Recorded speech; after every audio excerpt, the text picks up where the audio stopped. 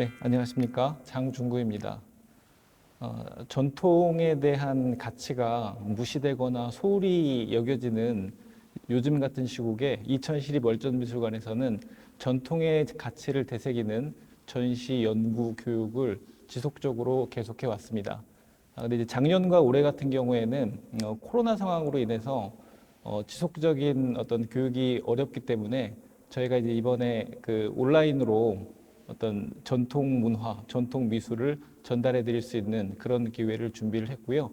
그리고 이제 세 번에 걸쳐서 전통 미술 가운데 회화, 그리고 불교 미술, 공예 이렇게 세 파트로 나눠서 그 많은 분들께 좀 더 좋은 내용을 공유할 수 있는 그런 기회를 만들었습니다.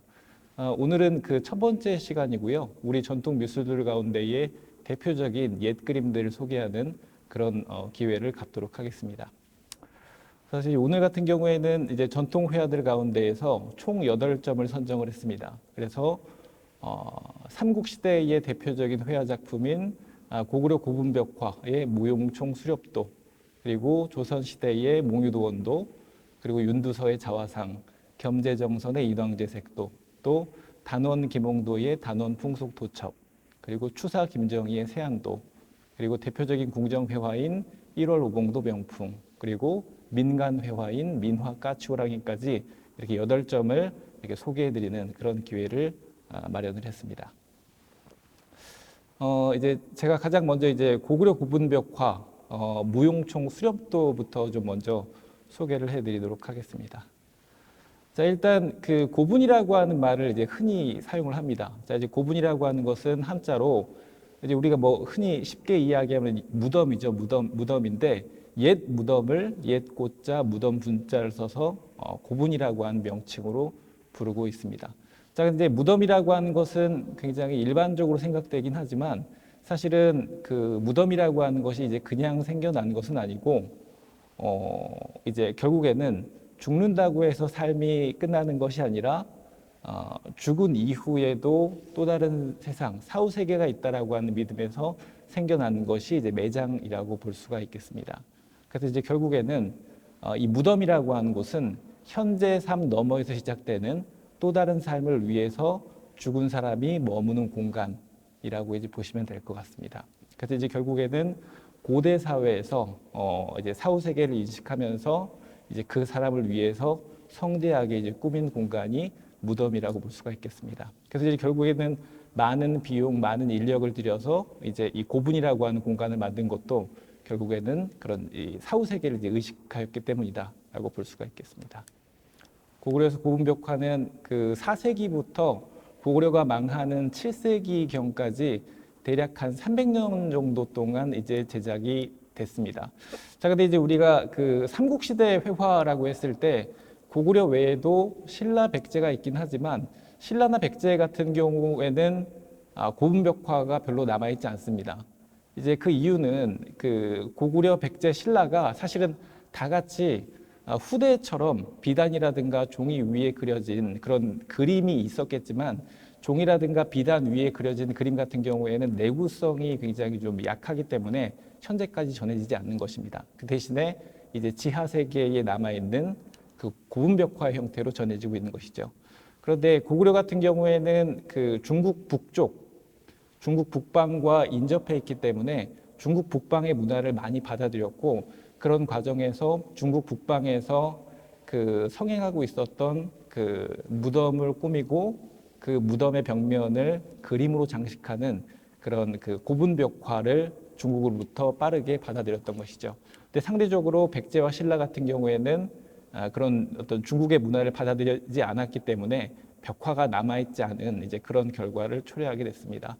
결과적으로 그 현재 전해지는 삼국시대 때의 그림은 고구려 고분벽화가 거의 대부분이기 때문에 고구려 고분벽화가 삼국시대 때의 회화를 대변한다. 이제 이렇게 말씀드릴 수가 있겠습니다. 고구려의 고분벽화는 이제 말씀드린 것처럼 이제 그 거의 4세기부터 7세기까지 300년 가까이 그려져서 다양한 모습을 띠고 있는데 그 수량을 살펴보면 그 고구려 고분벽화는 현재까지 알려진 게 대략 한 123기 정도가 됩니다. 그래서 이제 중국 같은 경우에는 그 지속적으로 벽화가 그려져서 굉장히 1000년 넘게 오랜 시간 동안 그려졌습니다. 그래서 이제 고구려 고분벽화의 수량과 비교해 보면 당연히 많긴 하지만 이 고구려라고 하는 나라가 그렇게 길지 않은 시간 동안 만든 수량이 123기라고 하는 걸 감안해 보면 굉장히 집중적으로 많이 그려졌었고 독자성이 있다라고 하는 것을 알 수가 있겠습니다. 그래서 이제 그런 많은 수량의 벽화들 가운데 우수한 것들이 많이 있긴 하지만 말씀드린 것처럼 굉장히 유명한 무용총 수렵도가 굉장히 잘 그려진 그림이고 대표성을 띠고 있다. 그렇게 볼 수가 있겠습니다. 이 무용총이라고 하는 무덤은 현재는 중국이죠. 현재는 중국인 길림성 지반현에 위치하는 그런 무덤입니다. 유명한 무용도가 있기 때문에 무용총이라고 하는 그런 무덤의 이름이 붙었는데요. 그런데 이제 이 무덤에서도 이제 가장 높은 완성도를 자랑하는 그림은 말씀드린 대로 수렵도라고 하는 그림입니다. 자, 이제 수렵이라고 하는 것은 말 그대로 사냥하는 장면을 다루고 있습니다. 자, 이 수렵이라고 하는 주제는 사실은 고구려 고분 벽화에서도 이전에도 이제 그려진 적이 있긴 하지만 이 무용총의 수렵도는 이 그림의 어떤 질적인 측면에서 굉장히 좀 높은 수준을 보여준다고 볼 수가 있습니다. 이전의 무덤 가운데에 407년에 만들어진 것으로 지금 알려져 있는 덕흥리 고분에 있는 수렵도 같은 경우에는 훨씬 더 많은 내용을 다루고 있고 훨씬 더 넓은 그런 사냥 장면이 그려져 있긴 하지만 어떤 그림의 명확성, 완결성, 또 구성, 조형미로 봤을 때는 무용총 수렵도가 더 질이 높다고 볼 수가 있겠습니다. 그래서 이제 지금 그림을 보시면은 도망가는 사슴과 도망가는 호랑이의 모습, 그리고 이제 이거를 이제 긴박하게 쫓아가는 사람들의 모습이 굉장히 역동적인 모습으로 그려져 있는 모습을 확인해 보실 수가 있습니다. 자, 그리고 이제 이 그림에서 굉장히 이제 눈에 띄는 것은 주변에 그려져 있는 산수의 표현입니다. 자, 이제 사실은 그냥 얼핏 보면 지도에 그려져 있는 등고선처럼 보이는데요. 지도에 그려진 등고선처럼 보이는 흰색, 붉은색, 황색의 이제 그런 어떤 조형물들이 보이는데 이게 이제 사실은 이제 산수를 그린 것입니다. 이렇게 산수가 굉장히 작게 그려져 있다라고 볼 수가 있는데 사실 이제 우리가 동아시아의 옛 그림을 떠올리면 산수를 쉽게 떠올리게 되지만 사실 이 산수화라고 하는 게 본격적으로 동아시아에서 발달하기 시작한 것은 10세기경이었고 삼국시대까지만 하더라도 인물화가 주로 그려지고 있었고 산수화가 많이 그려지던 이제 그런 시대가 아니었습니다. 그러다 보니까 중요하지 않은 산수 같은 경우에는 굉장히 무대의 조형물처럼 굉장히 작게 처리된 그리고 형식적으로 처리된 그런 모습을 보여주고 있습니다. 그러다 보니까 그런 산수 배경을 그리는 테크닉도 충분히 발달하지 않았기 때문에 굉장히 정형화돼서 그려진 그런 모습을 보여주고 있습니다. 그리고 이제 사실 이제 이런 수렵도는 중국에서도 그렇게 많이 그려졌던 것은 아닙니다. 이제 그럼에도 불구하고 이런 지금 화면에 보시는 중국 감숙성 가욕관 위진 1호묘에 보이는 이런 기마수렵도와 유사성을 찾아볼 수는 있습니다. 그래서 이제 이렇게 수렵도가 그려졌던 것은 동아시아적인 현상이라고 볼 수가 있습니다. 근데 그럼에도 불구하고 중국의 이런 기마수렵도하고 이제 비교해 봤을 때 훨씬 더 빼어난 구성과 조형미 그리고 또 이런 인물과 또 동물의 형태도 훨씬 더 완결성 있게 그려낸 그런 모습을 확인해 보실 수가 있습니다. 그리고 지금 이제 수렵도를 조금 자세히 보면 일단은 우리가 이제 흔히 알고 있는 그런 원근법이라고 하는 것이 적용되어 있지 않다라고 하는 것이 특징입니다. 이제 우리가 이제 흔히 생각하는 원근법이라고 하면 가까이 있는 것은 크게 그리고 멀리 있는 것은 작게 그리는 이제 그런 어떤 표현 방식이 일반적이라고 볼 수가 있는데 지금 수렵도를 봐서는 전혀 그렇지가 않습니다. 오히려 지금 일단 앞에 말씀드린 것처럼 주변에 있는 산수가 오히려 더 커야 될 텐데 작게 그려져 있고 인물들이 훨씬 더 크게 그려져 있습니다. 그리고 인물이나 동물들 같은 경우에도 앞쪽에 있는 호랑이라든가 앞쪽에 있는 인물이 오히려 조금 더 작게 그려지고 뒤쪽에 하얀 말을 타고 붉은 옷을 입은 인물 그리고 뒤쪽에 있는 사슴 두 마리가 훨씬 더 크게 그려져 있는 모습을 보실 수가 있습니다. 이건 이제 전형적인 고대의 회화의 표현 방식이라고 볼 수가 있는데 중요한 대상은 크게 그리고 중요하지 않은 대상은 작게 그리는 그런 전통이 반영됐다고 볼 수가 있고요.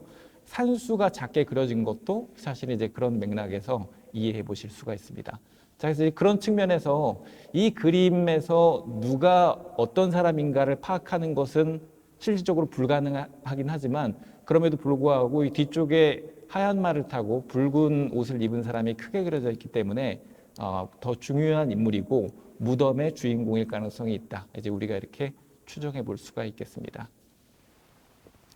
그리고 또 이 그림에서 굉장히 주목되는 점들이 몇 가지가 있는데요. 일단 이 그림 그 상단에 방금 말씀드린 붉은 옷을 입은 사람 같은 경우에는 말을 타고 뒤를 상반신을 뒤로 돌려서 활을 쏘는 이른바 우리가 흔히 파르티안 샷이라고 하는 그런 자세를 취하고 있습니다.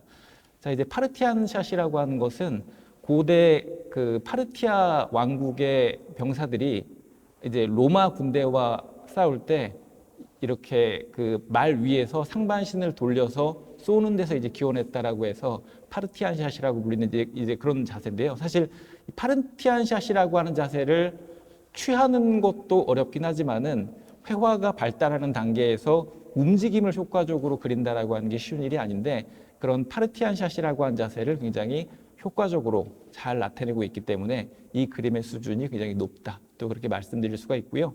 그리고 또 이전 그림에서 명확하게 표현되지 않았던 부분들이 잘 표현이 되고 있습니다. 예를 들면은 이 그림 아래쪽에 있는 인물, 아래쪽에 있는 인물의 허리춤에 달려 있는 전통, 그리고 또 이제 이 그림에서 또 이제 주목되는 것 가운데 하나가 굉장히 세부이긴 한데 화살 끝 부분에 있는 명적이라고 하는 것입니다. 이 명적이라고 하는 것은 그 우는 소리를 내는 화살인데요. 그래서 이제 화살을 쐈을 때 소리가 좀 더 크게 나서 좀 더 효과를 극대화시키는 이제 그런 화살이라고 볼 수가 있는데 작긴 하지만 화살촉 부분에 그 명적이라고 하는 것이 명확하게 표현되어 있는 것이 특징입니다.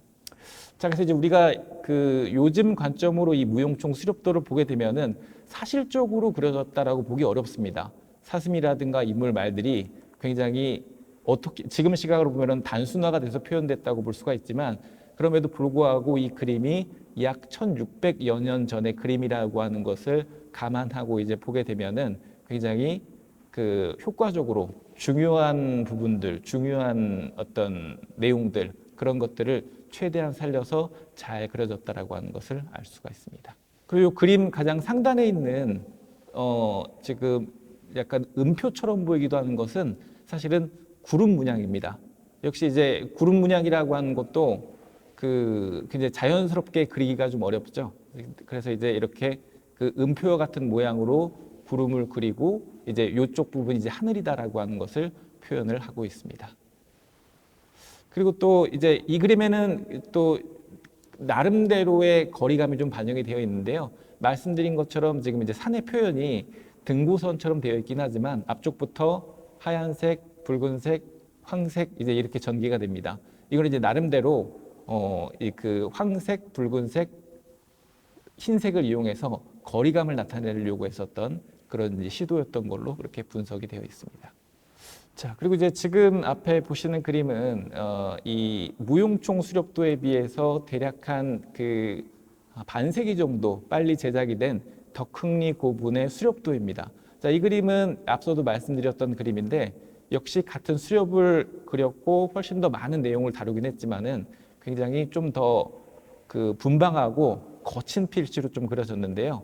이 무용총 수렵도하고 비교해 보시면은 굉장히 좀 더 완성도가 떨어지는 모습을 볼 수가 있고 확실히 무용총 수렵도의 수준이 높다라고 하는 것을 확인해 보실 수가 있는 그런 비교 자료가 되겠습니다. 자, 그래서 이제 사실 이 고구려 고분벽화 외에 삼국시대 때의 회화가 남아있지 않지만은 신라와 백제 같은 경우에도 이제 거의 그 유사한 정도의 그림이 있었을 걸로 우리가 추정해 볼 수가 있겠습니다. 네, 이어서 조선 초기의 대표적 작품 가운데 하나인 안견의 몽유도원도에 대해서 소개해 드리겠습니다. 이 안견이라고 한 화가는 조선 초기의 대표적인 화가이기도 하고요. 그리고 특히 세종 임금 시대를 대표하는 그런 화가였습니다. 이 그 안견 같은 경우에도 수많은 작품을 남겼던 것으로 이제 기록에 남아 있긴 하지만은 그 작품 가운데에 신빙성이 있는 작품으로 유일하게 이 몽유도원도라고 하는 작품을 꼽을 수가 있습니다. 이 몽유도원도라고 하는 작품은 이제 그 꿈몽자, 놀유자, 그다음에 복숭아 도자, 근원 원자를 쓰고 있습니다. 그래서 꿈속에서 복숭아 꽃이 만발해 있는 그런 유토피아를 논의렀었던 그런 내용이 담긴 그림이다라고 하는 그런 제목을 가지고 있습니다. 자, 근데 이제 사실은 이 안견이 그린 몽유도원도와 관련해서 안견 못지않게 중요한 인물이 안평대군이라고 하는 인물입니다. 자, 안평대군이라고 하는 인물은 잘 알고 계시는 것처럼 세종 임금의 그 세 번째 왕자였고, 이 세종 임금 시대 때의 대표적인 예술 후원자였고, 또 굉장히 뛰어난 그 시대에 가장 뛰어난 서예가이기도 했습니다. 이 안평대군은 예술에 대한 관심이 굉장히 남달랐기 때문에 이 실질적인 안견의 후원자 역할을 했다고 볼 수가 있고, 굉장히 긴밀한 관계를 유지하고 있었습니다. 그래서 이 그 안평대군 같은 경우에는 그 당시로서는 드물게 미술품을 굉장히 많이 이제 수집을 하기도 했는데, 그 가운데에는 이제 그 중국의 서화가 굉장히 많았고, 또 중국 서화와 함께 안견의 그림도 이 안평대군이 36점이나 이제 갖고 있었던 걸로 그렇게 기록에 전해지고 있습니다. 그래서 굉장히 두 사람이 이제 긴밀했었던 것을 알 수가 있는데요. 이 몽유도원도는 바로 이 안평대군의 부탁에 의해서 안견이 그려준 그림이었습니다. 이제 한 번은 안평대군이 문득 이렇게 잠이 들었다가 이제 신숙주를 비롯한 본인의 그 지인들과 복숭아 꽃이 만발해 있는 그런 그 유토피아 같은 그런 낙원에 갔었던 꿈을 꾼 겁니다. 그런 꿈을 꾸고 이제 꿈에서 깨서 그 어떤 꿈의 기억이 너무 좋아서 그 내용을 안견에게 들려주고 안견으로 하여금 그리게 했던 그림이 바로 몽유도원도였습니다. 그래서 이 몽유도원도는 지금 이 그림 부분 외에도 그 이 그림의 좌우로 그런 글씨들이 같이 그 표장이 돼 있습니다. 거기는 이제 안평대군이 이 그림이 어떻게 그려지게 되었는가라고 하는 그런 이제 내력이 이제 적혀 있는데, 그 내용을 한번 잠깐 간단하게 살펴보도록 하겠습니다. 조금 내용이 길긴 하지만 이 그림 이해에 도움이 되기 때문에 제가 좀 간략하게 읽어보도록 하겠습니다. 1447년 4월 20일 밤에 내가 막 베개를 베고 누우니 정신이 갑자기 아득해지며 잠이 깊이 들어 꿈을 꾸게 되었다. 문득 보니 박팽령과 함께 어느 산 아래에 다다랐는데 겹친 봉우리는 험준하고 깊은 골짜기는 그윽하였으며 복사꽃 핀 나무 수십 그루가 서 있었다. 오솔길이 숲 가장자리에서 두 갈래로 나뉘어 어디로 가야 할지 몰라 우두커니 머뭇거리고 있으니 시골 옷차림의 사람이 하나 나왔다. 그는 내게 공손히 인사하며 말하기를 이 길을 따라 북쪽 골짜기로 들어서면 바로 도원입니다 라고 했다. 박팽령과 함께 말을 채찍질하여 가보니 절벽은 깎아지른 듯하고 수풀은 빽빽하고 울창하였다. 또 시내가 굽이지고 길은 꼬불꼬불하여 마치 100번이나 꺾여간 듯 곧 길을 잃을 것 같았다. 그 골짜기에 들어서자 곧 길이 넓게 탁 트였다. 사방엔 산들이 벽처럼 늘어섰고 구름과 안개는 가렸다 피어오르는데 멀고 가까운 곳이 모두 복숭아 나무로 햇살에 비치어 노을처럼 자욱하다. 또 대나무 숲 속에 초가집이 있는데 살인문은 반쯤 닫혀 있고 흙담장은 이미 무너졌으며 닭이며 개, 소와 말 따위도 없었다. 앞 냇가에는 조각배가 있었지만 물결을 따라 흔들거릴 뿐이어서 그 전경의 쓸쓸함이 마치 신선이 사는 곳 같았다. 그렇게 한참을 머뭇거리며 바라보다가 박팽년에게 말했다. 바위에 나무 얽고 골짜기에 구멍 뚫어 집을 지었다는 것이 바로 이런 것 아니겠나. 참말 도원일세. 그때 옆에 누군가 몇 사람이 뒤쪽에 서 있는 듯하여 돌아보니 최항과 신숙주 등 평소 함께 시를 짓던 이들이다. 제각각 신발을 가다듬고 언덕을 오르거니 내려가거니 하면서 두루 살펴보며 즐거워하던 중忽然 꿈에서 깨고 말았다.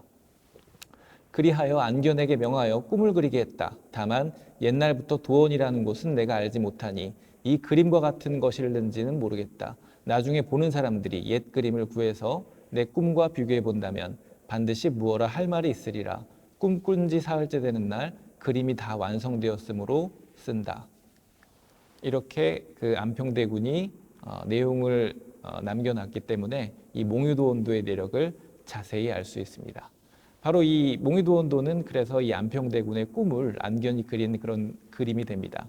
그래서 이 그림은 이제 산수화지만 우리가 뭐 주변에서 볼 수 있는 그런 실제 경치를 그린 그런 산수화가 아니라 정말 말 그대로 꿈속의 경치, 환상적인 경치를 그린 그런 산수화라고 볼 수가 있겠습니다. 그래서 이 그림 같은 경우에는 상하가 좀 짧고 좌우가 긴 그런 그림인데요. 이 그림은 이제 그림 좌측에서부터 우측으로 그림이 전개가 되는 그런 특징을 지니고 있습니다. 자, 이 부분이 조금 특이한데 기존의 동아시아의 대체적인 그림들 같은 경우에는 오른쪽에서부터 왼쪽으로 전개되는 게 일반적인데요. 이 그림 같은 경우에는 반대의 구성을 취하고 있다라고 하는 게 하나의 특징으로 볼 수가 있겠습니다. 그래서 이제 그림은 크게 세 부분으로 나누어서 이제 우리가 살펴볼 수가 있습니다. 그래서 이제 그림 가장 좌측, 그림 중앙, 그림 우측으로 이제 구분해서 볼 수가 있는데 그림의 가장 좌측 같은 부분 같은 경우에는 자세히 보시면은 굉장히 좀 산도 낮고 그냥 시냇물이 흐르고 평지가 펼쳐져 있는 무난해 보이는 그런 경치를 보여주고 있습니다. 여기는 그냥 일반적인 세상, 세속의 경치를 그리는 것으로 볼 수가 있습니다. 그리고 이 가운데로 이제 화면 가운데로 들어서게 되면 갑자기 이제 존재하지 않을 것 같은 그런 굉장히 기괴하게 생긴 산과 바위들이 등장하고 있던 길들도 끊어지는 그런 모습을 보여줍니다. 이 길은 이제 결국에는 사실은 그 도원이라고 하는 그런 세상에 있을 것 같지 않은 그런 낙원으로 가는 가기 힘든 그런 험난한 경로를 표현했다고 볼 수가 있습니다. 그리고 이제 가장 우측에 있는 곳 같은 경우에는 높은 산들에 둘러싸여 있는 고요한 평지를 그리고 있습니다. 여기가 바로 이 안평대군 일행이 도착해서 즐거워하고 즐겼었던 도원이라고 하는 무릉도원을 이제 그린 것이죠. 그래서 그림이 좌측에서 우측으로 전개되는 그런 독특한 방식을 보여주고 있습니다. 그리고 이제 이 그림 같은 경우에는 또 다른 특징을 보여주고 있는데 이 세 파트가 각각 다른 풍경을 그리고 있기도 하지만 다른 시점이 적용되어 있다고 하는 것이죠. 그래서 가장 좌측에 우리가 이제 일상적인 경치를 그린 장면 같은 경우에는 그냥 평지에 서서 먼 곳을 바라봤을 때의 시점이 적용이 되어 있습니다. 자, 그런데 화면 중앙으로 오게 되면은 높은 산들이 등장을 하고 있는데 그래서 이 주강 부분 지점을 보게 되면은 좌측과는 다른 시점이 적용되어 있는데 낮은 곳에서 높은 산을 바라보는 그런 시점이 적용이 되어 있습니다. 그리고 또 이제 가장 우측으로 오게 되면은 또 다른 시점이 적용이 되어 있는데 바로 굉장히 높은 곳에서 낮은 곳을 바라보는 그런 시점이 적용이 되어 있다고 하는 것이죠. 그래서 이제 결국에는 세 파트로 나눠져 있는 이 그림이 그 파트마다 다른 시점이 적용되어 있다고 하는 것입니다. 사실 이제 이렇게 한 폭의 그림에서 다른 시점이 적용이 되는 것은 동아시아의 산수화에서는 상당히 보편화되어 있습니다. 이제 흔히 초점이 여러 개라고 해서 산점 투시라고 하는 말을 쓰기도 하는데요. 그래서 이제 어떻게 보면 우리가 서양식 혹은 현대식의 그런 일점 투시, 그 합리적인 일점 투시로 봤을 때에는 다 볼 수 없는 그런 풍경이 한 화면 안에 다 담기게 되는 그런 효과를 갖고 있는 것이죠. 근데 이제 그런 어떤 그런 화면 구성이 동아시아 산수화에서 일반적이긴 하지만 또 이 몽유도원도처럼 좌우로 펼쳐져 있는 이제 이런 그림에서 다채롭게 적용된 예는 흔치가 않습니다. 그리고 또 다채롭게 적용이 됐음에도 불구하고 굉장히 그 전혀 다른 시점들을 무난하고 자연스럽게 이제 연결하고 있다고 하는 차원에서 이 안견이라고 하는 화가의 기량을 엿볼 수 있는 그런 부분이 있습니다. 자, 그리고 이제 이 몽유도원도 같은 경우에는 지금 사실은 그 회화적으로 보더라도 이제 몇 가지 특징을 지니고 있는데요. 이제 그 가운데 한 가지는 이 산과 바위를 그릴 때 그 약간 구름이 뭉글뭉글 피어오르는 듯한 그런 모습으로 이제 그렸다라고 하는 것입니다. 그래서 이제 사실 이 그림 속의 바위와 산의 모습을 보시면은 실제 존재하는 산, 바위의 모습과는 조금 다른 느낌을 받을 수가 있습니다. 자, 이거는 이제 이 당시에 동아시아에서 공통적으로 유행했었던 그런 표현 방식 가운데 하나라고 볼 수가 있는데 흔히 운두준이라고 하는 그런 명칭을 씁니다. 구름 운자, 머리 두자, 주름 준자를 쓰는데, 그래서 이제 마치 구름이 피어오르는 것 같은 모양이다라고 해서 이제 운두준이라고 하는 그런 명칭을 쓰고 있는데, 실제로 이 안견 같은 경우에도 그런 방식을 이용해서 이제 시각적으로 이제 굉장히 꿈틀꿈틀대는 듯한 산과 바위의 모습을 만들어내고 있습니다. 그런 측면이 있고요.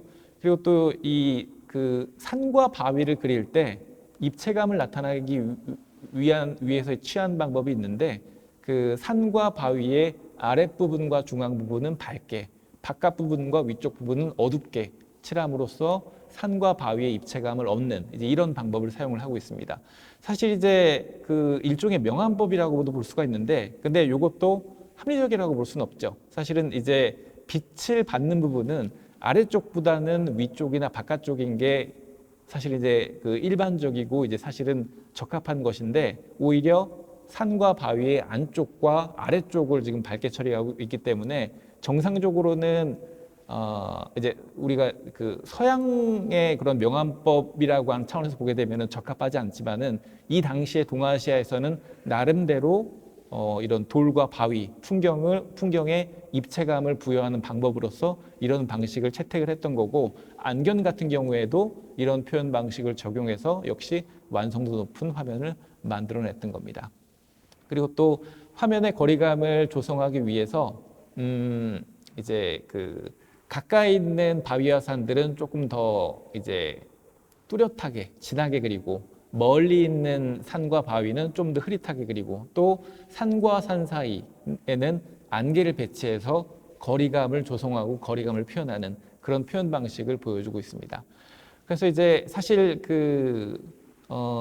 동아시아에서는 대략 한 10세기경부터 이런 표현 방식을 이용해서 풍경의 사실성을 점점점 강화시키는 그런 표현 방식을 개발해 왔는데, 역시 안견의 몽유도원도 같은 경우에도 이 안견 방식으로 이제 그런 그 표현 방식이 충분히 이렇게 그림 속에 표현된 그런 모습을 살펴보실 수가 있습니다.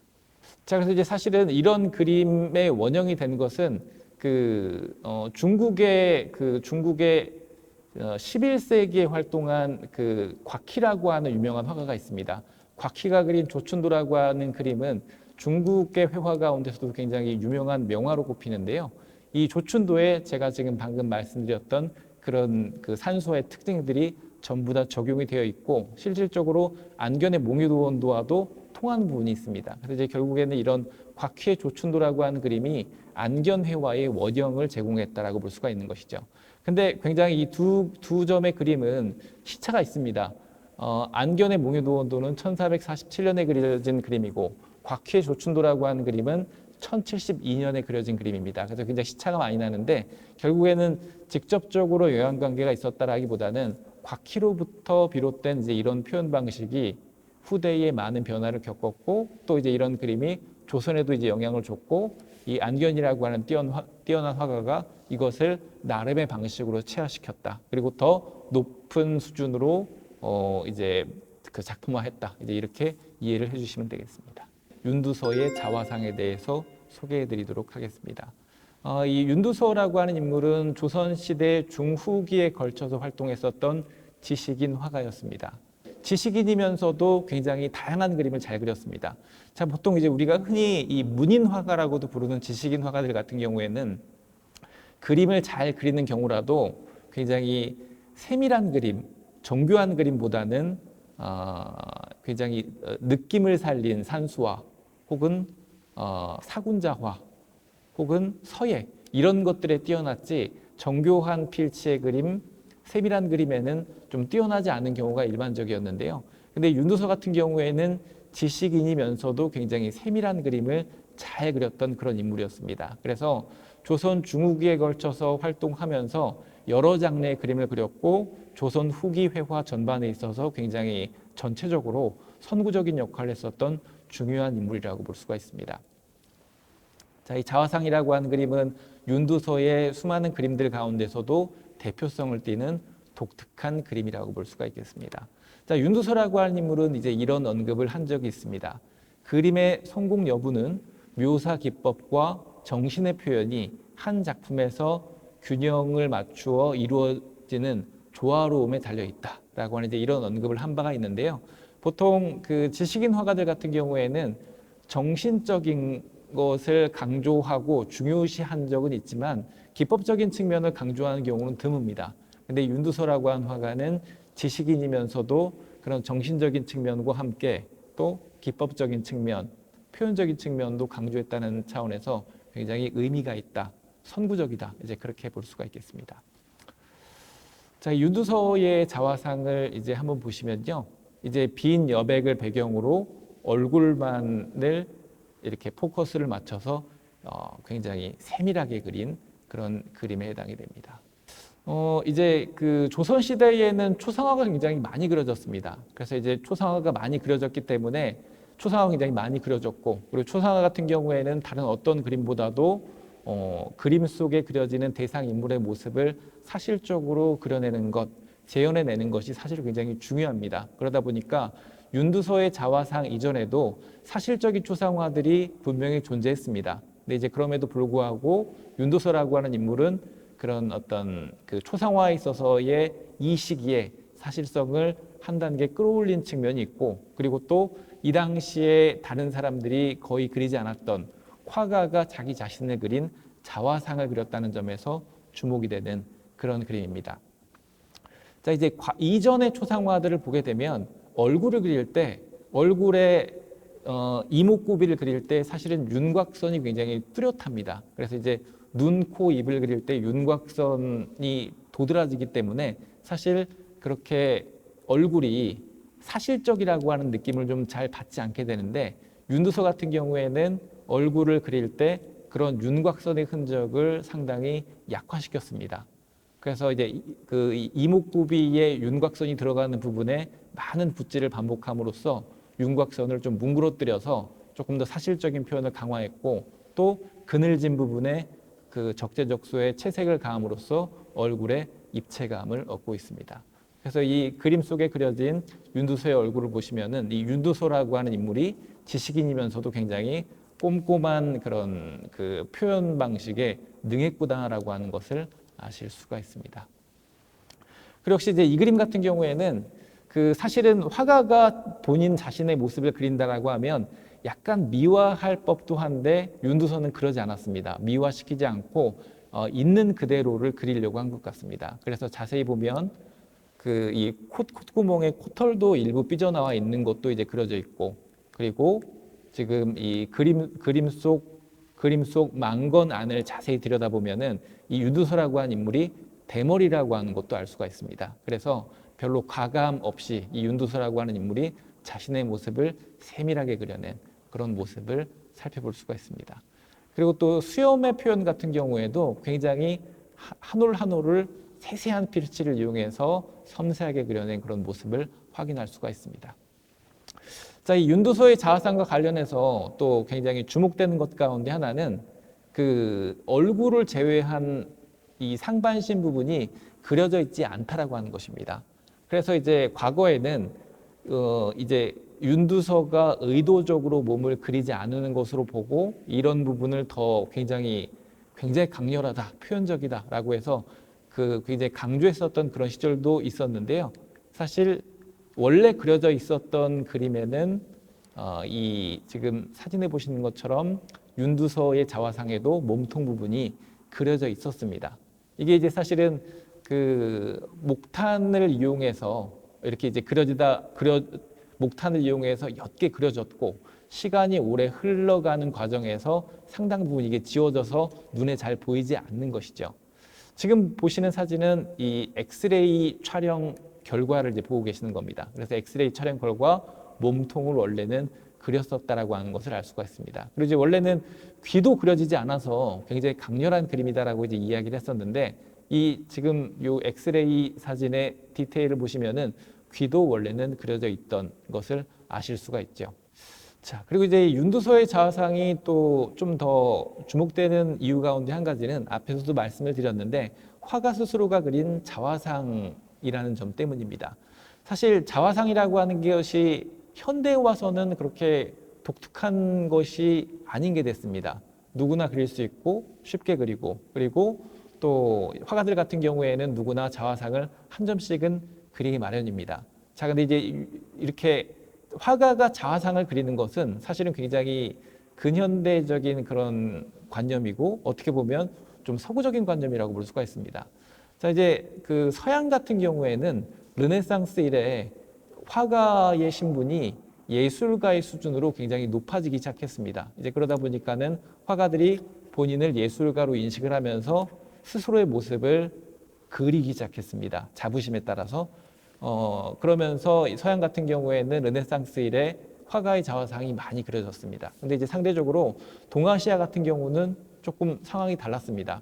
동아시아 같은 경우에는 지식인 화가와 직업 화가로 요 화가군이 크게 양분이 되어 있었다고 볼 수가 있는데, 사실은 이렇게 보면 자화상을 그릴 수 있는 사람이 드물었습니다. 이게 어떤 이야기냐면, 여러분 자화상을 그리려면 두 가지 요소가 필요합니다. 일단 하나는 이 초상화라고 하는 그림은 사실은 쉽게 그릴 수가 없고 굉장히 가장 극사실적인 그런 장르의 그림이기 때문에 그거에 따른 사실적인 표현 방식과 테크닉이 필수입니다. 근데 이제 그런 표현 방식과 테크닉을 익히려면 굉장히 오랜 노력과 시간이 사실은 필요한 것이죠. 그러다 보니까 초상화는 직업화가들이 그릴 수 있는 그런 특수한 장르의 그림이었다고 볼 수가 있습니다. 자, 근데 이제 요런 그런 그 초상화 기술과 함께 또 하나가 중요한 것이 그 화가 스스로가 화가 자신에 대한 자긍심과 자부심, 이것이 필요하다고 볼 수가 있습니다. 사실은 스스로에 대한 자긍심이나 자부심이 없다라고 한다면 스스로가 스스로를 그릴 이유가 사실은 없는 것이죠. 그래서 서양 같은 경우에는 말씀드린 것처럼 이 두 가지가 매치가 됐기 때문에 자화상이 많이 등장할 수 있었던 반면, 동아시아는 이 두 가지가 일치하지 않았던 겁니다. 자, 지식인 화가들 같은 경우에는 스스로에 대한 자긍심, 자부심은 있지만 초상화를 그릴 정도의 테크닉을 갖추고 있지 않았고요. 그리고 상대적으로 직업 화가들 같은 경우에는 초상화를 그릴 수 있는 테크닉이 있었다고 하더라도 굳이 스스로가 본인을 그릴 그런 어떤 자긍심이나 자부심을 갖고 있지 않았던 것이죠. 그래서 이 두 가지가 매치되지 않았기 때문에 동아시아에서는 자화상이 많이 그려지지 않았던 겁니다. 그래서 이제 이거는 한국뿐만이 아니라 이 20세기 이전 한국, 중국, 일본에서 공통적으로 보이는 그런 동아시아적인 현상이었다. 그렇게 볼 수가 있겠습니다. 그런 상황에서 윤두서라고 한 화가는 지식인으로서는 드물게 굉장히 초상화도 잘 그릴 수 있는 그런 테크닉을 갖고 있었기 때문에 이렇게 이제 자화상을 굉장히 완성도 높게 그릴 수 있었다. 이제 이렇게 말씀드릴 수 있겠습니다. 이제 그렇게 보면 굉장히 동아시아 미술사에 있어서도 굉장히 의미가 있는 그런 중요한 그림이 되는 것이죠. 이제 다음으로 이어서 우리가 이제 흔히 진경산수화라고 일컫는 조선 후기에 굉장히 유행했었던 그 겸재정선의 실제 경치를 그린 실경산수화에 대해서 말씀을 드리도록 하겠습니다. 자, 이제 겸재정선은 많은 작품을 그렸지만 겸재정선의 그림 가운데에 가장 이제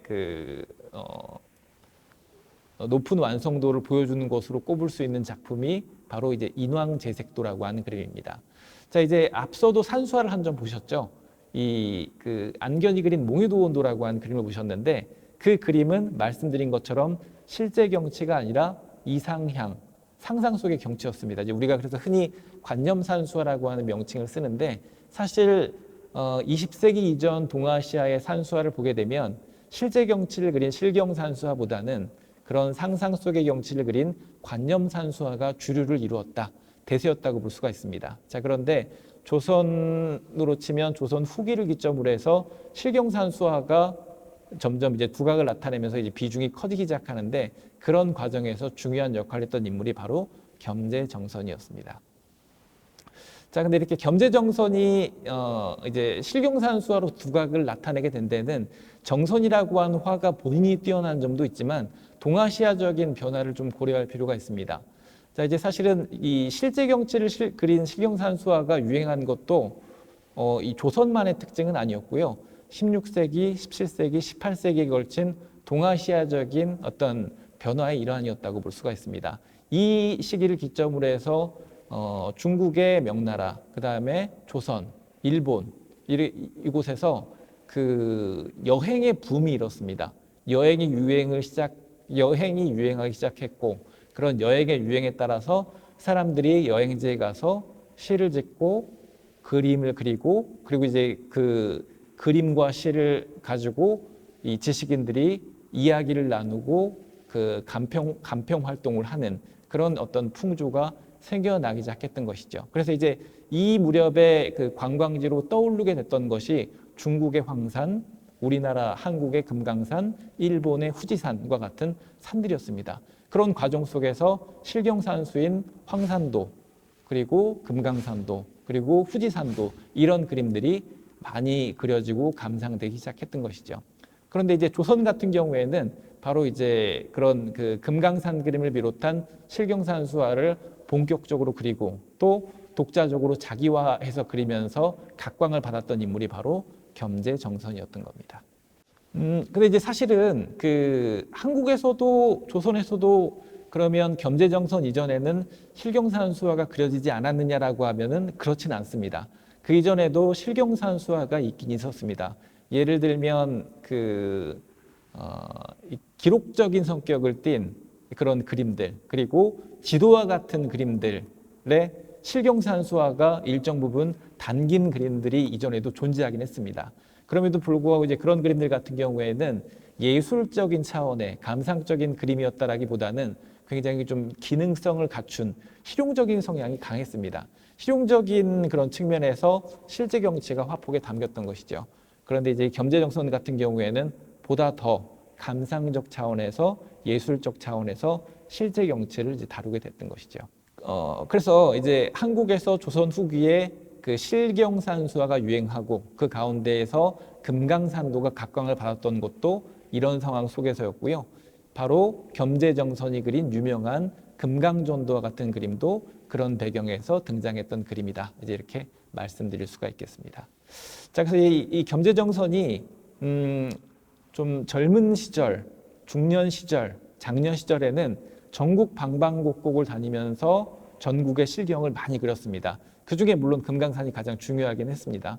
그랬는데, 근데 이 그 겸재정선이 만년에는 이제 그 서울에 머물면서 그 전국의 경치보다는 그 서울, 그러니까 한양 인근의 경치를 많이 그리게 됐습니다. 자, 이건 어떻게 보면 좀 자연스러운 현상이라고 볼 수가 있는데, 일단 나이가 들면서 아무래도 그 활발하게 전국을 다니기가 어려운 그런 이제 상황이 되게 되니까는 전국의 경치보다는 가까운 곳에 있는 한양의 경치를 많이 그리게 된 그런 측면이 있는 것이죠. 더더군다나 요즘이라고 한다면 뭐 차를 이용해서 비교적 편하게 이곳저곳을 다닐 수 있었겠지만은 교통수단이 발달하지 않았던 조선시대 때에는 아무래도 그 나이가 들었던 그 겸재정선 입장에서는 분명히 한계가 있었을 걸로 이제 생각이 됩니다. 그래서 만년의 겸재정선은 한양 인근의 경치를 좀 많이 그렸고요.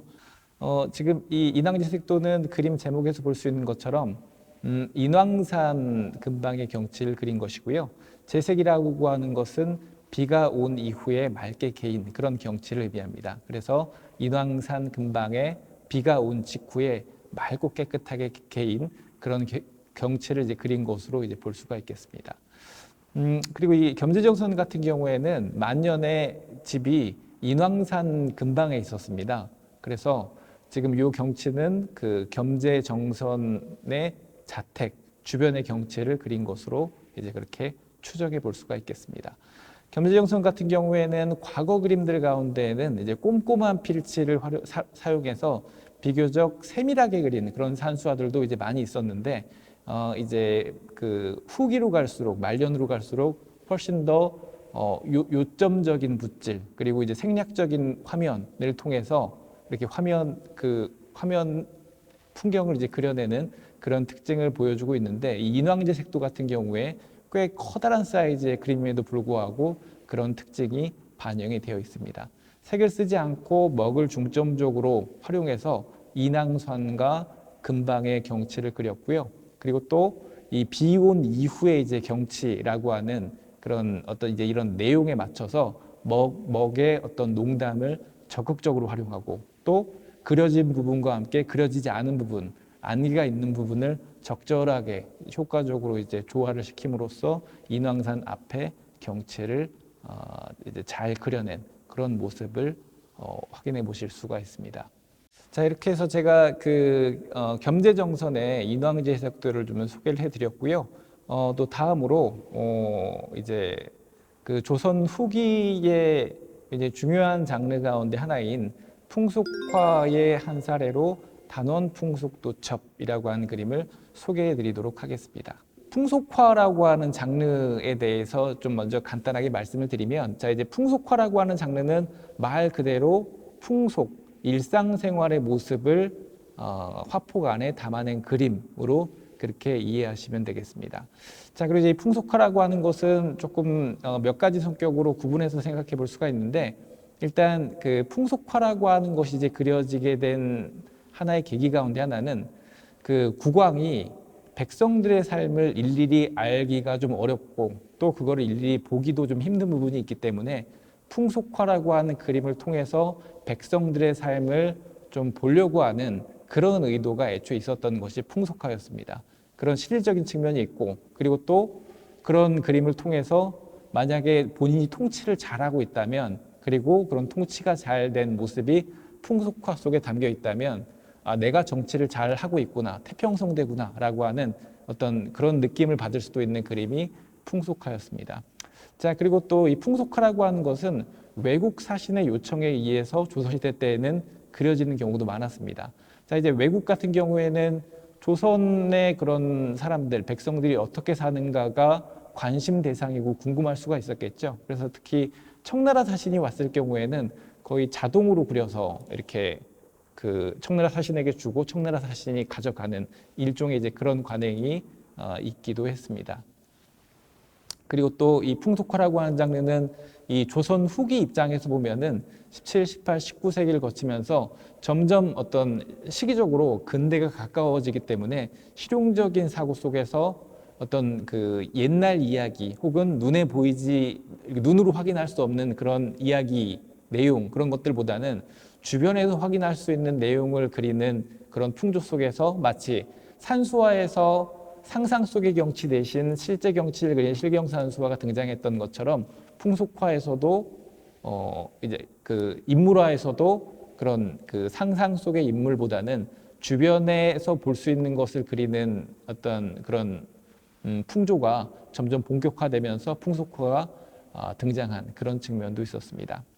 자, 이제 흔히 그 우리가 조선 후기의 풍속화를 이야기하게 되면 단원기몽도, 그리고 단원기몽도보다 조금 더 한 세대 정도 이후에 활동한 희원신윤복 같은 화가를 우선순위로 꼽긴 하지만, 물론 이제 이 그 단원이나 희원 같은 화가들이 굉장히 대표적이고 높은 수준의 풍속화를 그린 건 사실입니다. 근데 그럼에도 불구하고 이들에 앞서서 언급할 화가들이 있는데, 그 화가들이 앞서 자화상을 그렸던 윤두소라고 하는 화가, 그리고 또 윤두소보다는 조금 나중에 활동한 조영석이라고 하는 지식인 화가, 이 두 명의 화가를 좀 꼽아볼 필요가 있습니다.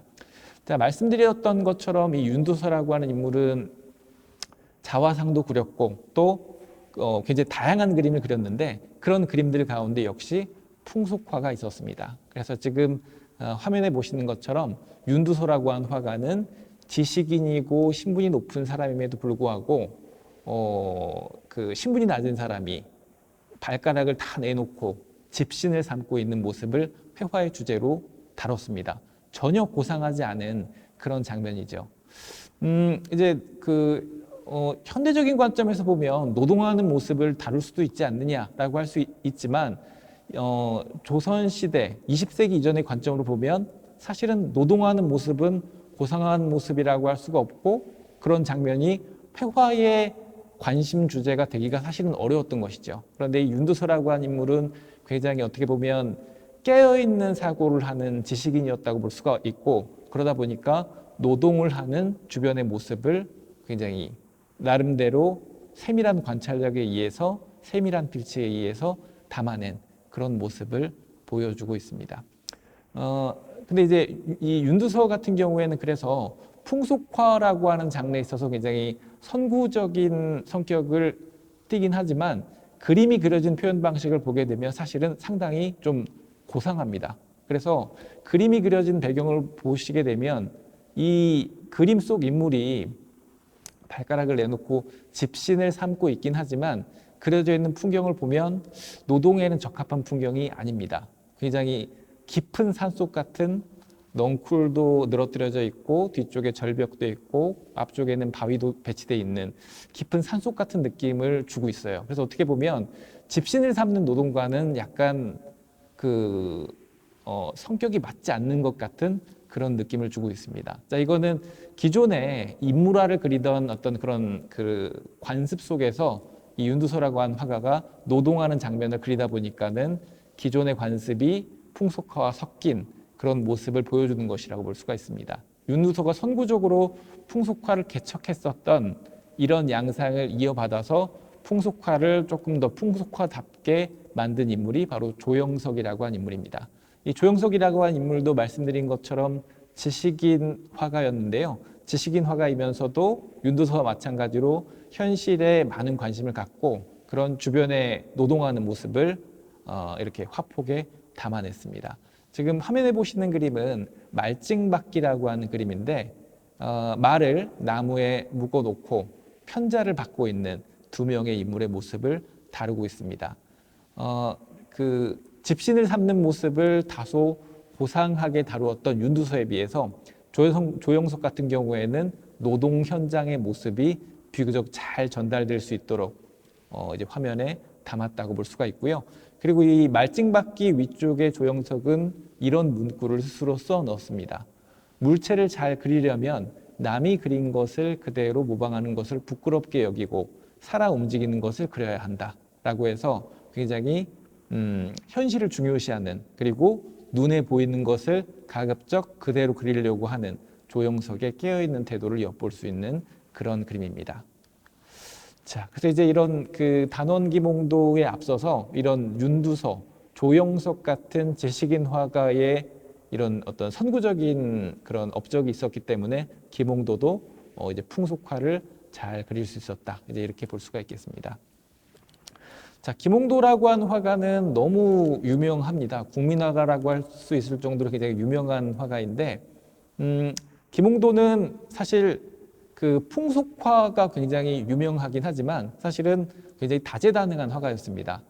18세기 후반을 대표하는 화가였고 또 그 당시에 가장 뛰어났었던 궁중화가인 화원이었고 또 정조 임금으로부터 아주 전적으로 총애를 받았던 그런 화가였습니다. 그래서 사실은 풍속화 외에도 산수화, 화조화, 초상화 여러 장르를 다 잘 다루는 화가였습니다. 근데 이제 그럼에도 불구하고 역시 풍속화로 역시 굉장히 각광을 받았던 그런 인물이었습니다. 그래서 이제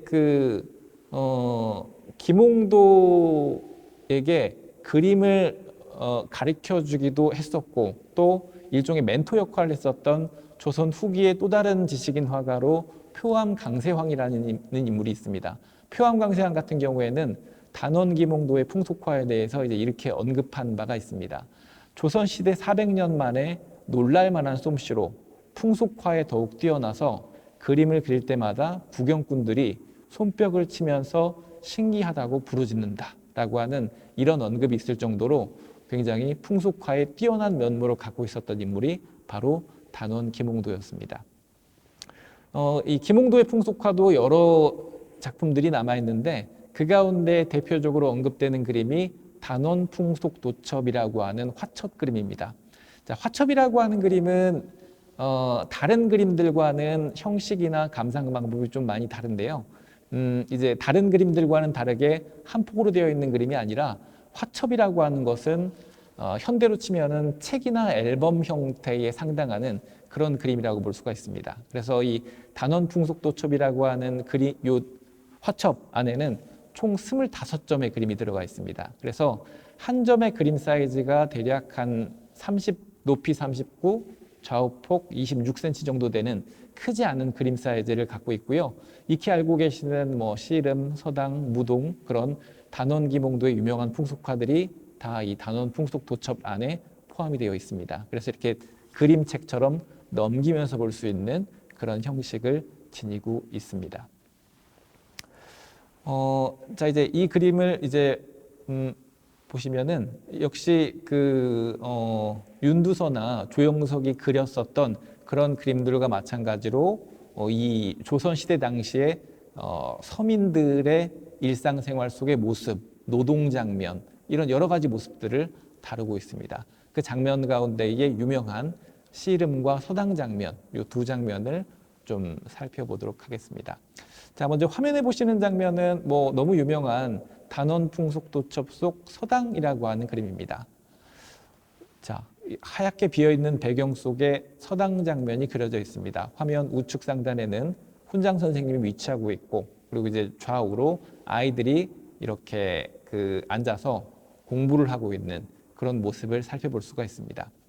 자, 김홍도의 다른 풍속화 같은 경우에는 사실은 어떤 산수라든가 여러 기물들이 그려져 있는 배경들이 그려져 있는 풍속화들도 굉장히 많이 있는데, 이 그림 같은 경우에는 배경이 거의 배제되고 빈 여백 속에 인물들만 중점적으로 그려낸 그런 특징을 지니고 있습니다. 그래서 어떻게 보면 미완성 작품처럼 보이기도 하지만 오히려 인물들에게 굉장히 주목을 하게 되는, 포커스가 맞춰지는 그런 효과를 가지고 있는 그림입니다.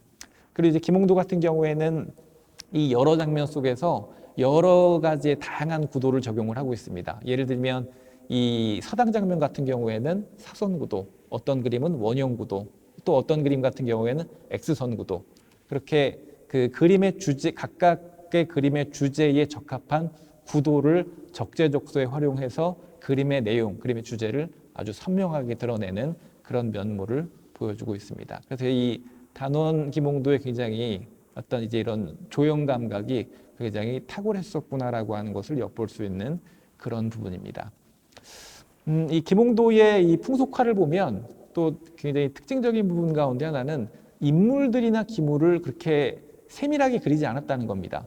이 김홍도 같은 경우에는 임금의 초상화인 어진을 잘 그릴 정도로, 또 이제 당연히 궁중화가인 화원이었기 때문에 세밀한 그림을 잘 그리고 잘 그릴 수 있는 화가였습니다. 그럼에도 불구하고 그런 표현 방식을 적용하지 않고 굉장히 좀 가볍고 간결한 필치, 그리고 옅은 채색을 이용해서 인물을 그렸습니다.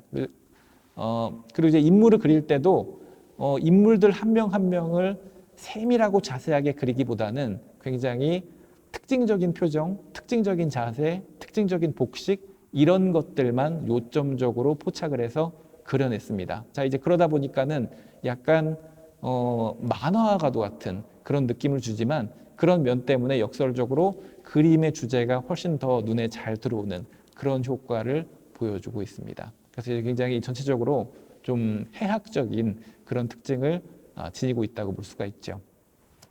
그리고 이 서당과 관련해서는 굉장히 좀 이 내용을 좀 보게 되면은 흥미로운 부분 가운데 하나는, 우리가 이제 이 그림을 보게 되면은 그냥 쉽게 이 훈장 선생님 앞에 앉아 있는 아이가 이제 선생님께 매를 맞고 종아리를 맞고 울고 있는 것처럼 보입니다. 근데 사실은 이 상황은 그 상황하고는 조금 다르다고 볼 수가 있습니다. 이 상황은 무슨 상황이냐면, 이 아이가 지금 매를 맞고 우는 상황이 아니고 매를 맞기 직전에 무서워서 혹은 억울해서 우는 상황이라고 볼 수가 있습니다. 자, 지금 이 상황은 이 서당의 아이들이 이제 숙제가 원래 있었다고 볼 수가 있는 거죠. 숙제, 강독 숙제가 있어서 선생님 앞에서 이제 외워온 것을 이제 읊는 이제 그런 시간이었는데, 그런 시간이라고 볼 수가 있습니다. 그래서 이제 이미 이제 시험이 끝난 아이, 테스트가 끝난 아이도 있고 테스트가 이제 끝나지 않은 그런 아이들도 있는 것이죠. 그래서 이제 화면을 보시면은 뭐 내용을 확실하게 파악할 수는 없지만, 우측 하단에 있는 아이들 가운데에 화면 정면을 보고 있는 아이들 대체로 표정이 굉장히 밝습니다.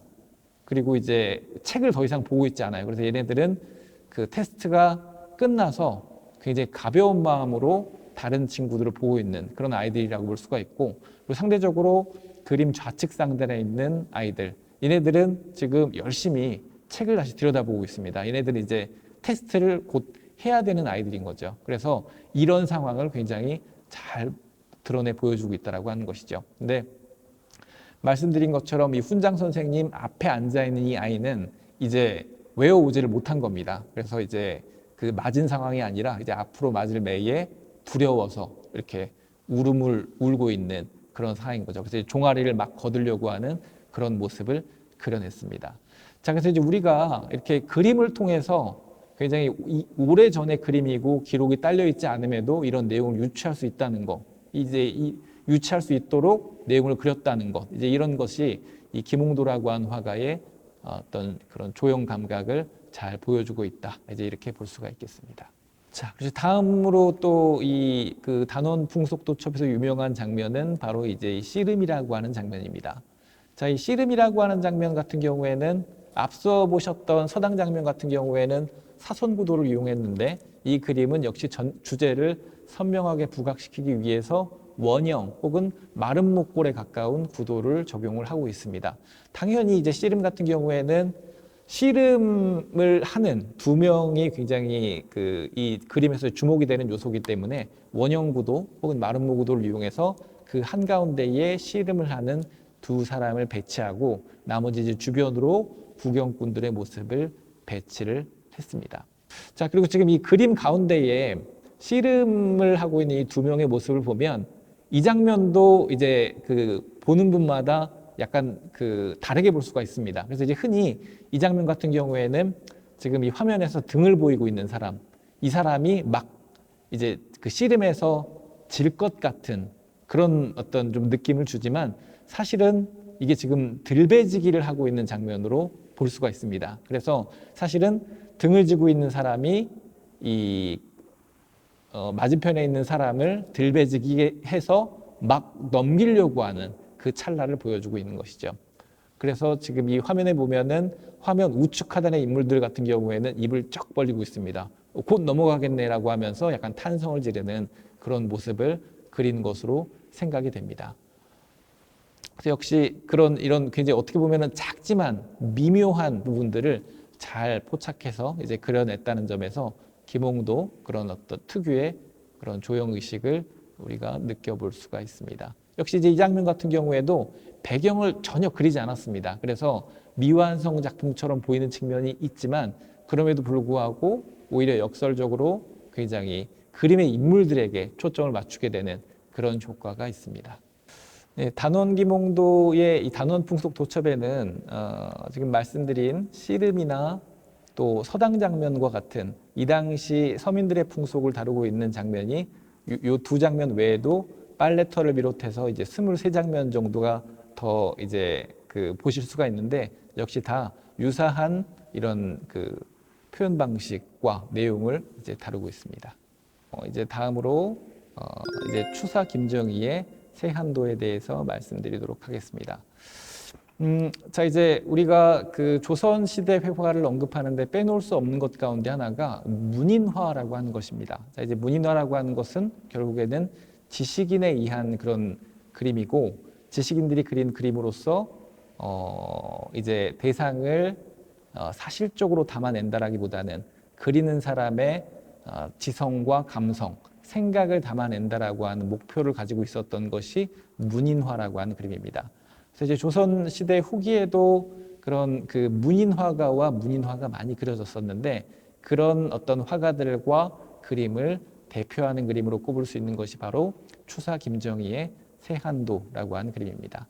자, 추사 김정희라고 하는 인물은 추사체라고 하는 독특한 서체로 서예사에 있어서도 굉장히 커다란 족적을 남긴 인물이긴 하지만 회화에 있어서도 역시 굉장히 중요한 족적을 남겼던 인물이라고 볼 수가 있습니다.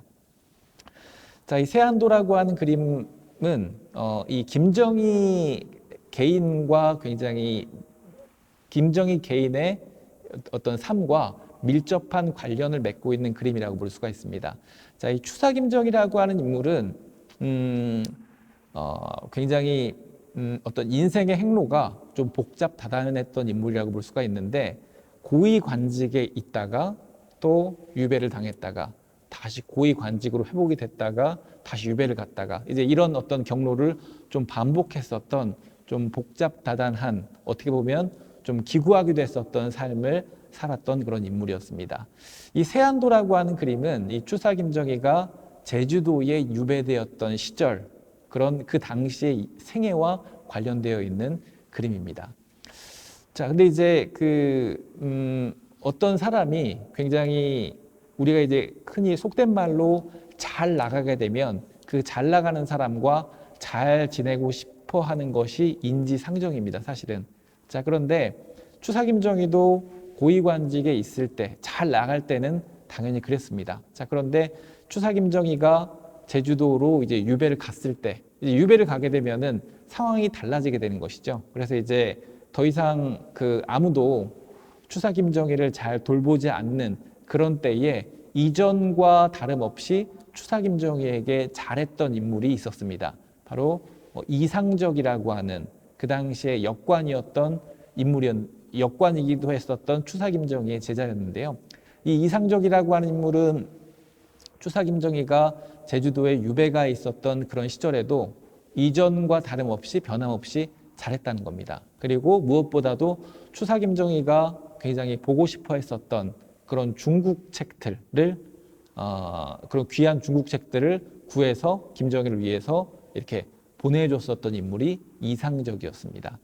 이 이상적이라고 하는 인물은 요즘으로 치면은 이제 그 일종의 외교관, 통역관에 해당되는 역관이었기 때문에 상대적으로 그 중국과의 교류에 있어서 이점이 있었고, 그런 중국 책을 비교적 쉽게 이제 취득을 해서 김정희에게 이렇게 전해줄 수 있었던 것으로 그렇게 추정이 됩니다.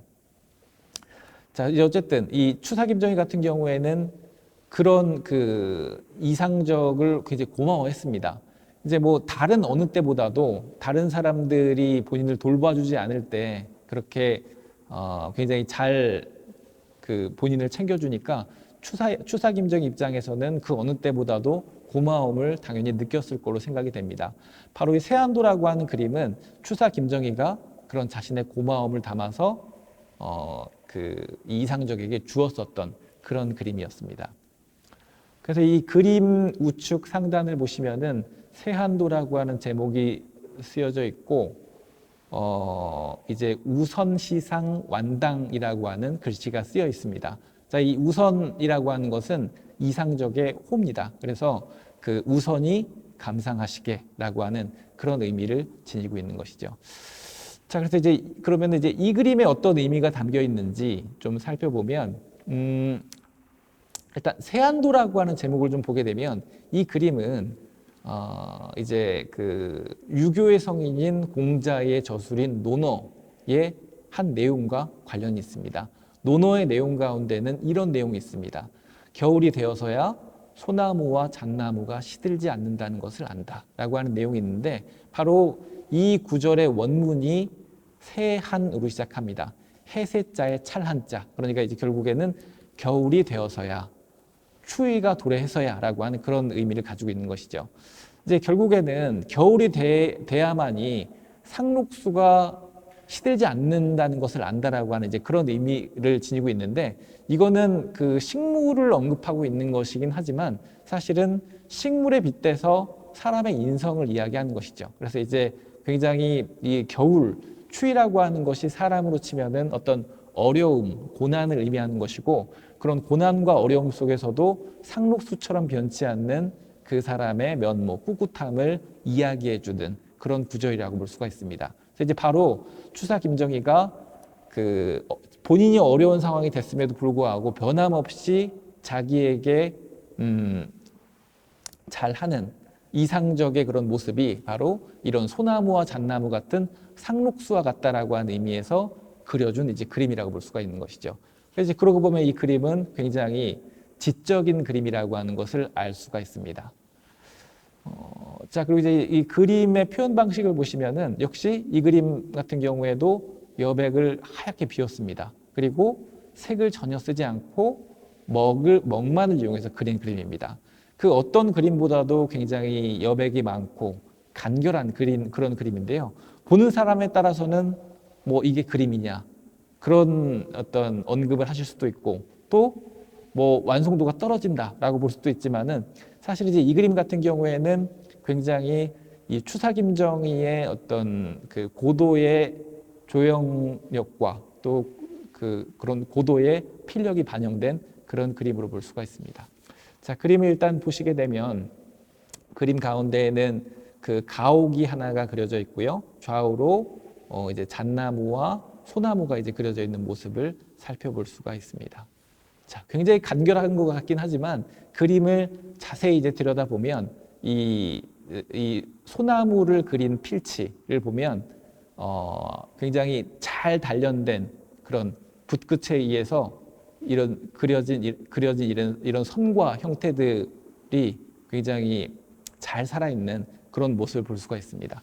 자, 사실은 20세기 이전에 높은 평가를 받았던 문인화 같은 경우에는 몇 가지 목표를 가지고 있었는데 그 가운데의 한 가지가 서화동원이라고 하는 목표였습니다. 서화동원이라고 하는 것은 이제 글씨 서자, 그림 화자, 같을 동자, 근원 원자를 쓰는데요. 그래서 이제 그림과 글씨는 근원이 같다라고 하는 것이죠. 그래서 그림을 그릴 때도 서예, 이제 그 붓글씨를 쓸 때와 같은 서예를 쓸 때와 같은 그런 필치를 적용해서 그려야 좋은 그림이 될 수 있다라고 하는 그런 목표를 문인화가와 문인화는 가지고 있었는데 추사 김정희는 당연히 빼어난 서예가였고 그런 본인의 잘 단련된 그런 서예적인 선을 그림에 적극적으로 이제 집어넣은 것이죠.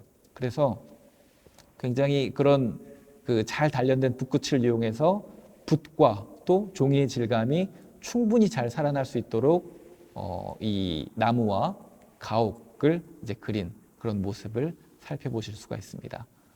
그래서 이제 이렇게 보면 결국에는 이제 문인화라고 하는 그림은 어떤 그 기능성을 가진 혹은 장식성을 가진 그런 그림이기보다는 화가 혹은 이 그림을 받는 사람의 어떤 생각, 마음, 사상 이런 것들이 이제 투영된 그림이라고 볼 수가 있는데 어떤 이제 그런 면모를 우리가 추사 김정희의 세안도를 통해서 충분히 엿볼 수 있는 그런 부분이 있습니다. 그래서 이제 보이는 것보다 더 이제 많은 부분을 전달해주는 그런 그림이라고 볼 수가 있고요. 그리고 또 이제 문인화에서 또 다른 목표로 추구했던 것 가운데 하나가 사의라고 하는 것입니다. 자, 사의라고 하는 것은 그릴 사자, 뜻 의자를 쓰는데 이것도 이제 문인화가들이 목표로 추구했던 것 가운데 하나인데요. 형태를 그리는 게 아니라 뜻을 그린다는 겁니다. 그래서 이제 결국에는 보이는 그대로의 소나무와 가옥을 그리는 것이 아니라 이 그림에 그런 형상적인 것이 아니라 형상 너머의 의미, 뜻을 담아낸다라고 하는 목표를 갖고 있었는데 역시 이 추사 김정희의 세안도는 그런 목표에도 부합이 되는 그런 그림이라고 볼 수가 있겠죠. 그리고 또 이런 문인화가들이 또 중요시 여겼던 것 가운데 하나가 바로 전통이었습니다. 이제 이전에 지식인 화가들이 어떤 그림을 그렸고 또 이제 그런 그림들 가운데 어떤 장점이 있었고 이제 그런 요소들을 잘 계승하는 것이 이런 문인화가들에게 있어서 굉장히 중요한 목표였는데 사실 이 추사 김정희 그림에 어떤 원형이 존재합니다. 지금 화면에 보시는 그림은 추사 김정희보다 훨씬 더 이른 시기에 활동했었던 14세기 중국에서 활동했었던 원나라의 예찬이라고 하는 화가가 그린 용술제도라고 하는 산수화입니다. 이 예찬이라고 하는 인물도 지식인 화가였고요. 이 예찬이라고 하는 인물은 색을 쓰지 않고 먹만을 중점적으로 활용해서 굉장히 쓸쓸하고 소술한 그런 풍경을 그렸습니다. 그래서 굉장히 몇 그루의 메마른 나무, 그 뒤쪽에 보이는 텅 빈 정자, 그 뒤로 무심하게 펼쳐지는 풍경, 이런 특징을 가지고 있는 산수화를 그렸습니다. 자, 근데 이제 이런 산수화에 보이는 굉장히 형상성이 배제된 표현, 그리고 먹 중심의 표현, 그리고 그런 진한 먹과 물기가 최소화된 표현 방식, 이런 쓸쓸한 가호, 이제 이런 요소들이 계속 이제 시대가 뒤로 흘러가면서 변화를 겪다가 이제 이 추사 김정희의 세한도와 같은 그림으로 귀결이 됐다고 볼 수가 있는 것이죠. 물론 이제 직접적으로 관련이 있다라는 것이 아니고요. 이런 어떤 문인화의 표현 방식과 지향점, 주제가 이제 이어져서 추사 김정희 그림에서 추사 김정희만의 방식으로 독자화되고 또 높은 방식으로 완성이 되었다. 이제 이렇게 말씀드릴 수가 있겠습니다. 조선시대 궁중회화 가운데의 하나인 이제 1월 오봉도에 대해서 제가 소개해 드리도록 하겠습니다. 자, 1월 봉도라고 하는 그림은 그림의 제목 그대로 태양과 달, 그 다음에 오봉, 5개의 산봉우리로 이제 이루어져 있는 그런 그림입니다. 자, 이제 사실 이제 궁중회화에는 여러 가지 장르가 있습니다. 기록을 위한 기록화도 있고요. 임금의 모습을 담은 초상화도 있는데 이 1월 오봉도라고 하는 그림은 여러 가지의 궁중회화 가운데에 궁중 내부를 장식하는 궁중장식화에 해당이 됩니다. 자, 궁중장식화도 이제 여러 가지가 있는데 그 가운데 1월 오봉도는 다른 사람들과는 좀 관련이 없는 이제 국왕과 관련이 되어 있는 국왕의 권위와 위엄을 상징하는 그런 그림이었습니다. 그래서 이 1월 오봉도는 다른 사람들에게는 허용되지 않고 오로지 임금에게만, 국왕에게만 허용되는 그림, 국왕 뒤편에만 놓여질 수 있는 그런 그림이었습니다. 근데 이제 실질적으로는 이제 그렇게 됐지만 실질적으로 사용된 용례를 보게 되면은 그 왕후의 뒤편에도 이 1월 오봉도가 어떤 왕후와 관련된 행사에도 1월 오봉도가 놓여졌던 사례가 있었기 때문에 실제 사례에서는 이제 왕후와도 좀 관련이 있었던 것으로 이제 그렇게 분석이 되고 있기도 합니다. 근데 이제 어쨌든 이런 상징이나 의미로만 보게 되면은 1월 오봉도라고 하는 것은 어쨌든 국왕과 굉장히 밀접한 관계에 있는 그런 그림이라고 볼 수가 있습니다. 그래서 이제 국왕이 궁궐 내부에 있을 때는 물론이고요. 외부로 갔을 때에도 이제 국왕이 앉는 곳에는 이 1월 오봉도라고 하는 그림이 놓여졌고 그리고 또 심지어는 임금의 초상화인 어진의 뒤편에도 1월 오봉도가 놓여질 정도로 이 1월 오봉도라고 하는 병풍은 역시 국왕과 밀접한 상징성을 갖고 있었던 그런 그림이었습니다. 자, 이 1월 봉도라고 하는 그림 같은 경우에는 굉장히 지금까지 보셨던 다른 그림들과는 상당히 성격이 많이 다릅니다. 자, 일단은 다른 그림들과는 다르게 감상적인 차원이 상당히 배제되고 신뢰를 장식하고 어떤 국왕의 위엄을 강화한다라고 하는 그런 특징을 지니고 있습니다. 그러다 보니까는 어떤 세밀한 표현, 회화적인 표현보다는 디자인 혹은 도안과 같은 성격을 띠고 있습니다. 그래서 이제 화면을 보시면은 화면 좌측에는 하얀색의 달이 배치되어 있고 화면 우측 상단에는 붉은색의 태양이 배치되어 있는 모습을 볼 수가 있습니다. 그 아래로 균등한 5개의 산봉우리가 배치가 되어 있고요. 좌우로 소나무의 모습이 보이고 아래로 물이 흘러가는 그런 모습을 살펴볼 수가 있습니다. 자, 이 그림 속에 등장하는 이제 어떤 이런 대상물들은 결국에는 다 자연의 대상물들이라고 볼 수가 있는데 동서고금을 막론하고 굉장히 신성화시킬 수 있는 어떤 그 지도자와 연결시킬 수 있는 그런 모티프들이라고 볼 수가 있습니다. 자, 일단 그 태양과 달 같은 경우에는 하늘 높이 떠 있는 어떤 그 힘의 근원이라고 볼 수가 있는 것이죠. 음과 양을 대표하는 힘의 근원이라고 볼 수가 있고, 그리고 또 이 5개의 산봉우리, 오봉 혹은 산악자를 써서 이제 오악이라고도 부르는 이 5개의 산봉우리 같은 경우에는 고대 동아시아에서 어떤 상상 속의 유토피아로 이제 불렸던 그런 산들입니다. 그래서 이제 결국에는 이 그림 속에 그려져 있는 이제 이런 대상물들 같은 경우에는 실제 존재하는 어떤 대상물, 풍경을 그린 것이라기보다는 어떤 그 국왕의 존엄을 상징하는 그런 대표적인 상징물로서 이제 그려졌다라고 볼 수가 있는 것이죠. 그리고 이 그림에서 굉장히 이제 구성상 눈에 띄는 것이 가운데가 좀 텅 비어 보인다는 겁니다.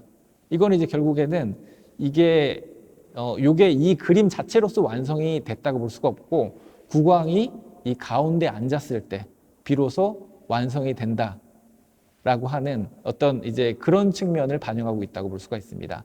그래서 이제 이 그림 같은 경우에는 이제 결국에는 국왕이라고 하는 존재가 이제 기본적으로 그 사람들을 통치를 하고 사람들을 다스리죠. 그런데 이제 그것과 함께 이제 하늘로부터 힘을 부여받아서 이런 어떤 그 자연 세계를 상징하는 그런 초월적인 존재이기도 하다라고 하는 것을 이런 이미지를 통해서 보여주는 그런 역할을 맡고 있습니다. 자, 근데 이제 이런 상징성을 부여하기 위해서 사실적인 표현보다는 굉장히 도안적이고 장식적인 그런 표현 방식을 채택하고 있는 것이죠. 자, 일월봉도라고 하는 그림은 굉장히 그래서 조선 그 후기 내내 지속적으로 그려졌습니다. 지속적으로 그려졌는데, 근데 현존하는 사례들은 대부분 19세기 후반에서 20세기 초의 사례들이 많습니다. 그런 이유 가운데 하나는 이 일월봉도라고 하는 그림이 미술품으로 여겨졌던 것이 아니라 정말 말 그대로 장식화로 여겨졌기 때문입니다. 그래서 이 일월봉도라고 하는 그림이 이제 이미 이전에도 여러 차례 그려졌지만은 아무래도 이제 그림이라고 하는 것이 외부에 노출이 돼 있다 보면 쉽게 색이 바래고 손상이 되기 마련이기 때문에 손상이 될 때마다 그 그림은 이제 치우고 새롭게 이제 그려서 이제 그 그림을 배치했던 것이죠. 그러다 보니까는 현존하는 작품이 굉장히 이제 시기가 이제 굉장히 뒤로 오는 그런 결과를 낳게 됐습니다.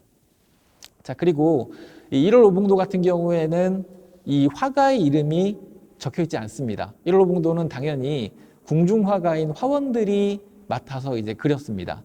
근데 이제 이 그림들 같은 경우에는 역시 다른 궁중회화들 같은 경우에도 그런 성격을 좀 갖고 있긴 하지만 1월 오봉도 같은 경우에는 특히나 장식화이기 때문에 본격적인 회화로 생각되지 않고 일종의 장식 물품, 의장물로 이제 생각이 됐기 때문에 더더군다나 더 화가의 이름이 남아있을 여지가 없었던 것이죠. 자, 이런 것이 궁중회화, 그 가운데서도 궁중장식화의 성격을 굉장히 잘 드러내 보여주고 있다. 이렇게 이제 볼 수가 있겠습니다. 예, 이어서 제가 이제 민화에 대해서 말씀을 드리겠습니다. 자, 이제 민화의 개념을 좀 먼저 간단하게 좀 말씀을 드리면, 민화라고 하는 것은 결국에는 이 민간 회화라고 볼 수가 있는데, 이 민화라고 하는 것도 역사가 오래되긴 했지만 이 민화라고 하는 것이 유행하고 본격적으로 많이 그려지기 시작한 것은 대략적으로 조선시대 18세기 이후부터라고 할 수가 있습니다. 18세기 이후 조선은 급격하게 경제가 성장하기 시작했고 또 도시가 점차 발달하기 시작했습니다. 이제 그런 과정에서 갑자기 이제 큰 돈을 번 그런 상인들을 중심으로 사치풍조가 유행하기도 하는 그런 현상이 발생하게 됐습니다. 자, 그래서 이제 갑작스럽게 큰 돈을 벌게 된 그런 이제 상인들이 이제 등장을 하게 됐는데 그런 사람들에 의해서 이제 이전에 궁중이라든가 혹은 양반가에서 그림으로 집을 치장하는 그런 어떤 풍조를 따르게 된 것이죠. 그래서 이제 그런 것을 이런 그 갑작스럽게 큰 돈을 번 이제 이런 상인들이 따르긴 했지만 그 그림의 취향이라고 하는 것이 궁중이라든가 양반과는 좀 달랐던 겁니다. 이런 갑작스럽게 큰 돈을 번 상인들 같은 경우, 서민들 같은 경우, 상인들 같은 경우에는 다른 그림들보다는 어떤 가족의 평안과 장수를 기원하는 그런 그림이라든지 혹은 경사를 축하하는 그림이라든지 혹은 액땜을 목적으로 한 그림이라든지 이런 기능성이 분명하면서 복을 추구하는 그런 그림들을 원했고 이제 그런 그림들로 이제 집안을 치장하기 시작했던 것이죠.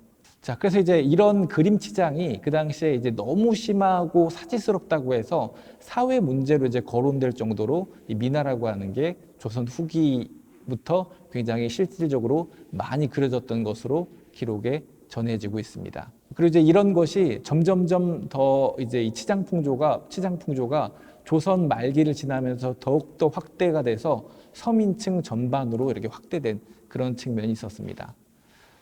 그래서 이제 그 궁중이라든가 양반가에서 이제 그림 치장을 위해서 이제 그려졌었던 그림들 같은 경우에는 상대적으로 뛰어난 화가가 뛰어난 기법을 이용해서 비교적 우수한 재료를 이용해서 그렸던 데 반해서 이런 일반 서민들 같은 경우에는 그런 그림들을 당연히 이제 구하기가 어려웠기 때문에 환쟁이라고 불리던 거리 화가들이 그린 그림을 쉽게 구입을 해서 그런 그림들로 이제 집안을 치장을 했던 것인데 이런 것이 바로 이제 민화였던 겁니다. 그래서 이제 그 당시에 이규경이라고 하는 지식인은 화가가 뜻도 모르고 그린 것을 일반 여염가의 병풍과 벽에 상투적으로 붙인 것이라고 하면서 이게 굉장히 사회적인 문제라고 지적을 한 이제 그런 기록도 전해지고 있습니다. 자, 그래서 이제 민화 같은 경우에도 상당히 다양한 주제의 그림들이 그려졌는데 그 가운데에 상당히 유난히 유행을 많이 했고 대표성을 띠는 까치호랑이 그림을 살펴보도록 하겠습니다. 자, 지금 앞에 보시는 이 까치호랑이 그림 같은 것이 대표적인 민화라고 할 수가 있는데 그 화면 하단에는 호랑이가, 뒤쪽으로는 소나무가, 그리고 그 소나무 위에는 까치 두 마리가 있는 그런 모습을 보실 수가 있습니다. 근데 지금까지 보신 다른 그림들과 또 굉장히 다른 그런 느낌을 보여주고 있습니다.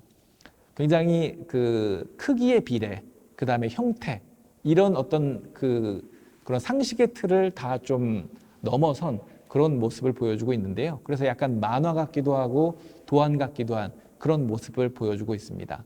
자, 일단 이 까치호랑이 그림의 의미를 좀 먼저 살펴보면, 자, 이 호랑이 같은 경우에는 삼재를 물리쳐 준다라고 하는 의미를 지니고 있습니다. 그러니까 전쟁, 전염병, 기근이라고 하는 삼재를 물리쳐 준다라고 하는 의미를 지니고 있고요. 그리고 까치라고 하는 새는 좋은 소식을 전해주는 새입니다.